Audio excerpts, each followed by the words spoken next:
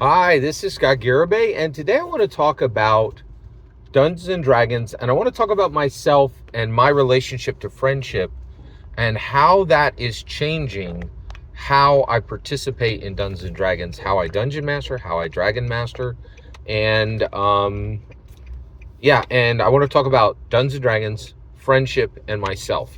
Hey, Scott, why do you need to talk about yourself? Isn't that pretty arrogant?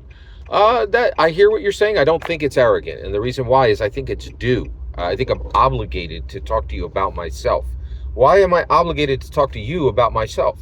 Well, I talk about Dungeons and Dragons every single day, and I am a right path, wrong path commentator. I say, hey, stop it! You are playing Dungeons and Dragons wrong. There is a right way to play Dungeons and Dragons, and there's a garbage way to play Dungeons and Dragons. And if you don't do it my way, you're doing it in a garbage way, right? And I get tons of people who come up and are like, "Oh, Scott, you can play Dungeons and Dragons any way you want." Blah, blah, blah, blah, blah, blah, blah, blah. And I'm like, "You're a fool, right?" Like, no basketball player in the world is like, "Hey, I like to shoot a basket by bouncing it off my knee."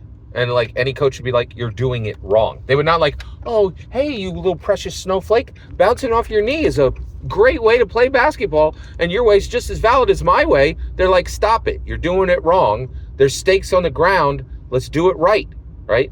And I don't believe what most people believe about Dungeons and Dragons. I believe there are massive stakes at every session, massive stakes at every campaign, for every single person at the table and for every human on the planet. Yes, I believe that a Dungeons and Dragons campaign run well actually determines and provides benefits to the to human individuals, human society, the human beings of all kinds, right? Like it's the stakes on every Dungeons and Dragons campaign session, because I believe that Dungeons and Dragons is a human improvement engine, means that we're literally fixing the world every time we sit down at the table, right? So I believe right and wrong. Now, if I'm saying right and wrong every single day, hey, do it right, do it right, do it right, that's wrong, that's wrong, that's wrong, then I owe you transparency, right? If you're listening to me, you need to know the truth about me, in my humble opinion. And if I'm shrouded and I'm not telling you the truth about myself, then that becomes a problem, right? So there has been a change, and I want to make you aware of it so that you can decide, right? Do I stay here and continue listening to Scott Garibay, because everything that comes out of his mouth is not seen on any other channel on YouTube?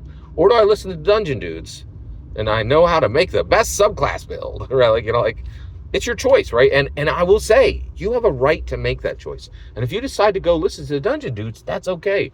I want you to have the real information to make that decision well, okay? All right, so let's talk about it. So what's changed?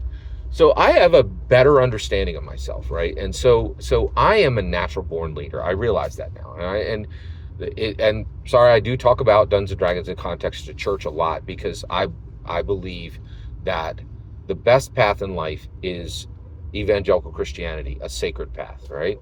But the second path in life for all the remnant, the people who will never accept Jesus Christ, is Dungeons and Dragons. It is the most powerful secular form of human improvement possible. Jesus is way better. You should accept Jesus. But I know for a fact you won't. Why? Because the Bible says remnant. It says only a small group of people are ever going to choose Jesus. And I don't want, and I have a heart for the lost, and I want lost people to have good lives, right? And you can have a way better life until you die and go into the hot place through Dungeons and Dragons. I firmly believe that. I powerfully believe it. It's the entire point of my channel at this point, right? I think it always was, kind of. So all right. So I'm a natural born leader, right? And the way I know this is church. So somebody said, hey, Scott, I think you're great at leading. I think you should be an elder. So I was put in as an elder of my church. I had a year where things were going good, right? And then I had a second year, and I got frustrated in that second year, because everything I wanted to do with the church was a dramatic, dynamic change, right? And none of the elders were having any of it. They were like, you like tech, we don't like tech. You want like dramatic, dynamic change, we don't want anything to change. And I was not able to convince anyone of anything. I really didn't. I accomplished nothing in my 2 years as an elder. But I did help maintain the church, right? and through an extremely difficult time, through the Great Pandemic, right?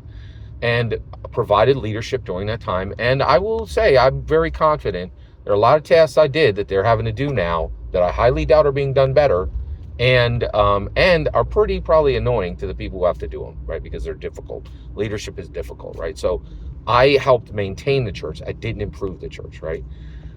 Then, once that happened, my bounce out from, and actually I was never removed as an elder. I just realized I was like, well, I'm coming up on my third term, and I haven't been able to change anything. Like nothing. None of my dramatic dynamic changes are ever going to be done, and none of my tech changes are ever going to be embraced.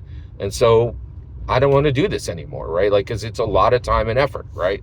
And so I just didn't, I didn't run again. And so I just bounced out, right? Naturally, I chose to use my time in a different way. When that happened, I was deeply depressed. I was like very sad, right? And I was like, I'd really like to step back from all of this. I'd like to do a lot less for the church. You know what I'd like to do? I'd like to do what everybody else does in this church and just sit in the freaking pews. Right? Wouldn't that be nice to, not have 55 things to do when you get there on Sunday morning and 800 tasks, to the point where it's really difficult to even listen to the sermon or the worship because you have 100 responsibilities, right? And I was like, I'll just let it all. Hey, I'll sit in the pews. I couldn't. You know why? Because I'm a small group leader. You know why I'm a small group leader? Because nobody else in the group would lead, right? And so, and I remember it happened this way, right? One of the small group leaders was like, Scott, I prepared this week to be the leader, for small group because we share the position, throughout the whole group. But I struggle so much to lead, and I can't do it this week. Can you do it for me?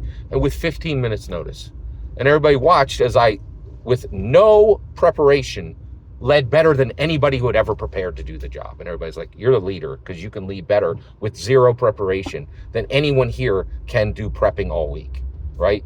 So I am a leader. Now, what does this mean?